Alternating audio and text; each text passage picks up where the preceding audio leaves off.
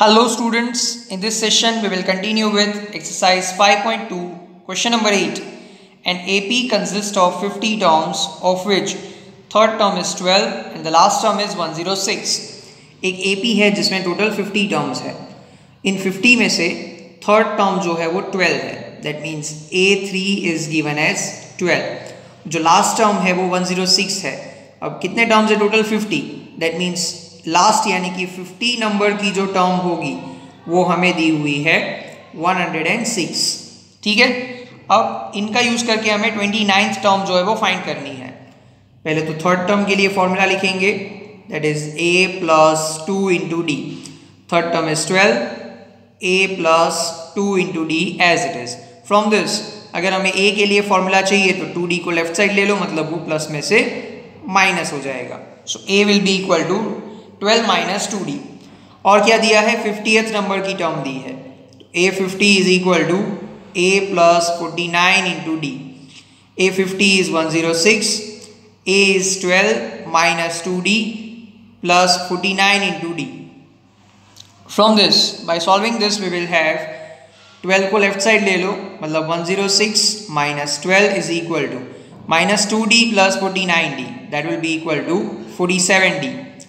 अब इन दोनों को माइनस करोगे, you will have 94 is equal to 47d. 47d के मल्टीप्लिकेशन में है, LHS में जाएगा तो 94 के डिवाइड में जाएगा.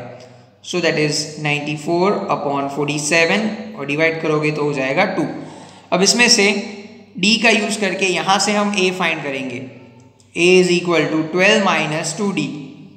12 माइनस 2 इंटू 2, 12 माइनस 2 टू ज़ा 4 और माइनस करोगे तो 8, मतलब a का वैल्यू हो गया है 8 और d का वैल्यू हो गया है 2. अब इसका यूज करके हमें 29th नंबर की टर्म फाइंड करनी है. 29th टर्म के लिए फॉर्मूला लिखेंगे जो कि होगा a plus 28d. a we have find out 8, 28, difference is of 2. 8 plus 28 टू ज़ा, that will be equal to 56. अब 8 और 56 को प्लस करोगे तो वी विल हैव अ 64, यानी कि इस AP का 29th टर्म है 64. Clear. Next is question number 9th. If the third term and the 9th term of an AP are 4 and -8 respectively, which term of this AP is 0. किसी एक AP के लिए third term दिया हुआ है 4 और 9th term दिया हुआ है -8.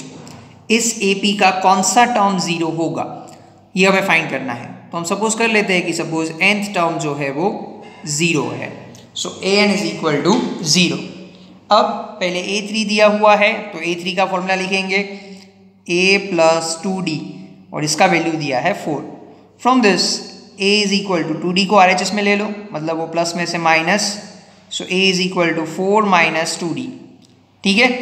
अब 9th टर्म दिया है तो 9th टर्म का फॉर्मूला लिखो a प्लस 8d, इसका वैल्यू है -8. फ्रॉम दिस a की जगह पे हम पुट करेंगे 4 minus 2d plus 8 into d is equal to -8. 4 minus 2d plus 8d, ये होगा 6 into d is equal to -8. अब क्या करना है, -4 को राइट साइड ले जाओ, मतलब वो प्लस में से माइनस हो जाएगा. So 6d is equal to -8 minus 4. 6d is equal to -12. अब फाइंड करना है d. d फाइंड करने के लिए 6 को मल्टीप्लिकेशन में से सामने डिवाइड में ले जाओ. So d will be -12 upon 6. From this d is equal to -2. अब ये d का यूज करके हम a फाइंड करेंगे. a is equal to 4 minus 2d. 4 minus 2 into -2. Minus and minus becomes plus and 2 two ज़ा 4. सो a का value हो जाएगा 8 and the difference is of -2. अब हमें ये फाइंड करना है कि कौन सा टर्म 0 होगा. तो हमने ऑलरेडी अज्यूम करके रखा है कि nth टर्म जो है वो 0 है. सो an is equal to 0. an का फॉर्मूला लिखेंगे a plus n minus 1 into d is equal to 0. a is 8, n हमें फाइंड करना है and the difference is of -2 is equal to 0. अब ये 8 जो है इसको RHS में ले जाएंगे तो प्लस में से माइनस हो जाएगा. So that will be n minus 1 into -2 is equal to 0 minus 8, यानी कि -8. अब ये -2 जो है वो यहाँ पे मल्टीप्लिकेशन में है, उसको RHS में ले जाएंगे तो -8 के डिवाइड में जाएगा।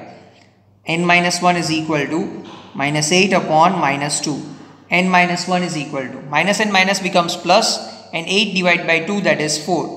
अब इस 1 को राइट साइड ले लो, मतलब ये माइनस में से plus, so 4 + 1 that is equal to 5।